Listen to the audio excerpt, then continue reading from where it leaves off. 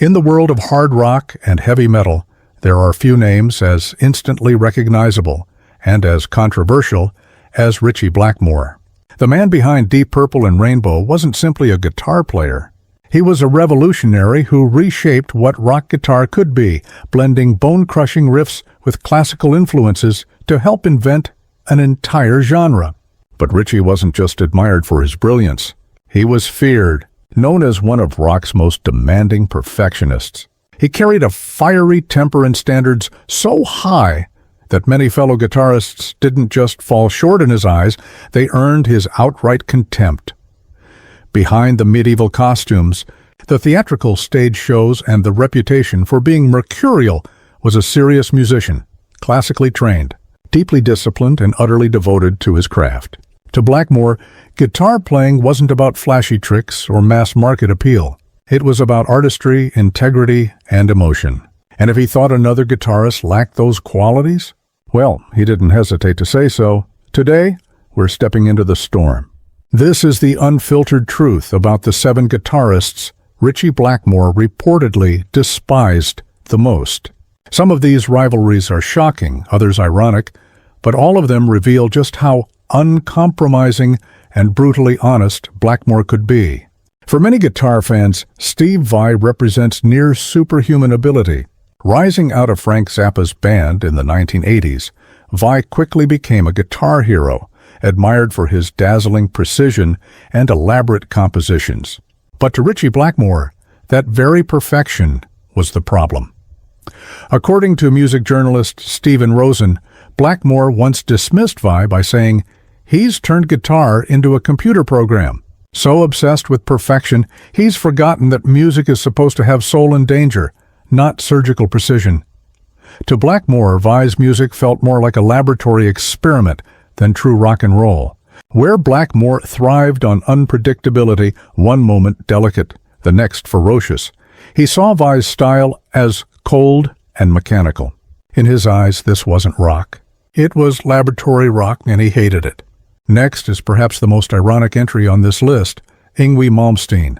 Like Blackmore, Malmsteen fused classical music with heavy metal, taking inspiration from Bach and Baroque composers. You'd think they'd be allies. Instead, Malmsteen became one of Blackmore's most despised rivals. In the mid-1980s, Yngwie exploded onto the scene, loudly declaring himself the greatest guitarist alive. That ego infuriated Blackmore.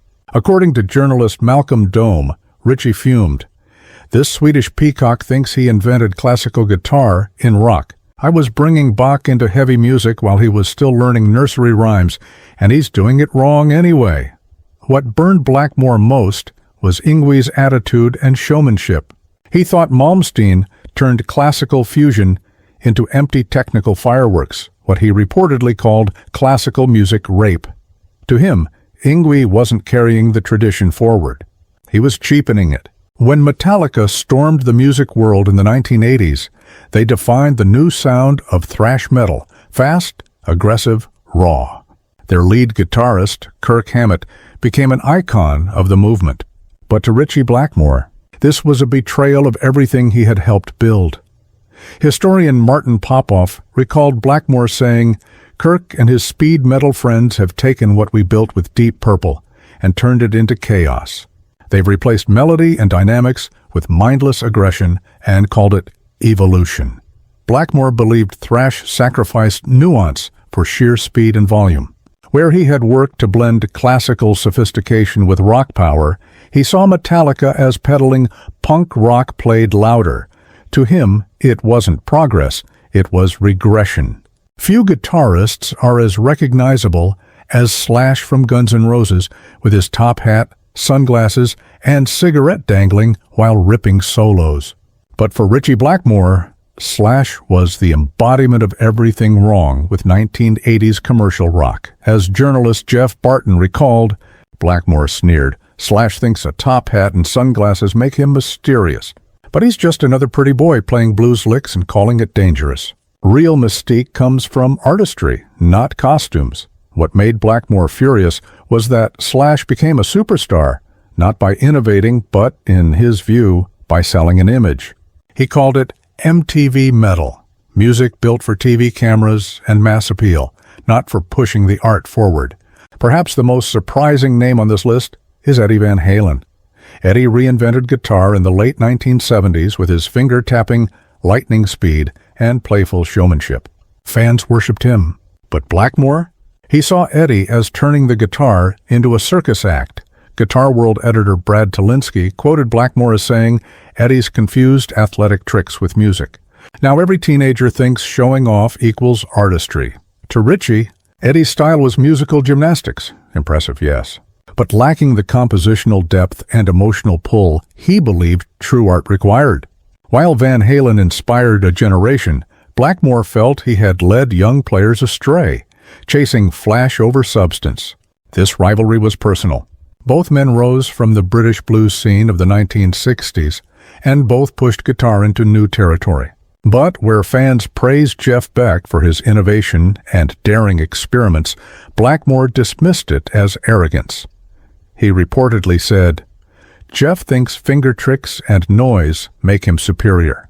But music should move you, not just impress you." Blackmore saw Beck's style as intellectual masturbation, showing off complexity without real heart.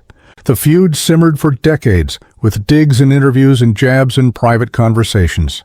To Ritchie, Beck had confused complexity with genuine artistry. The fiercest rivalry of all was with Jimmy Page of Led Zeppelin. Fans crowned Page as a genius, a mystical architect of heavy rock. Blackmore saw him very differently. He once said, "Jimmy's a clever session player who convinced everyone he invented heavy rock. But he's just playing blues louder and calling it innovation." Blackmore accused Page of building a career on blues rock theater, dressing up simple riffs with imagery and mystique. He believed Led Zeppelin had stolen credit for innovations that bands like Deep Purple had truly pioneered. To Ritchie, this wasn't harmless competition, it was theft of legacy. And finally, the guitarist Blackmore reportedly despised above all others, Eric Clapton. The man, once worshipped as God by fans, left Blackmore seething. He was blunt. Eric plays the same 3 blues licks slower than everyone else, and somehow the press calls him a god. To Blackmore, Clapton wasn't advancing the guitar, he was just copying American blues without adding anything new. He dismissed Clapton's career as blues museum curation, polishing old traditions while the media crowned him a visionary. For Ritchie, that was unforgivable. So there you have it, the 7 guitarists who made Ritchie Blackmore see red. From Steve Vai's precision to Eric Clapton's blues purity, these were the players he reportedly despised for everything from arrogance to image obsession to lack of true artistry. And, whether you agree with him or not, one thing is certain, Ritchie Blackmore never pretended. He spoke his mind, lived by his own rules, and demanded that rock guitar mean more than showmanship, image, or hype. Because for Blackmore, guitar was never just entertainment, it was art, and art, in his world, demanded nothing less than absolute honesty.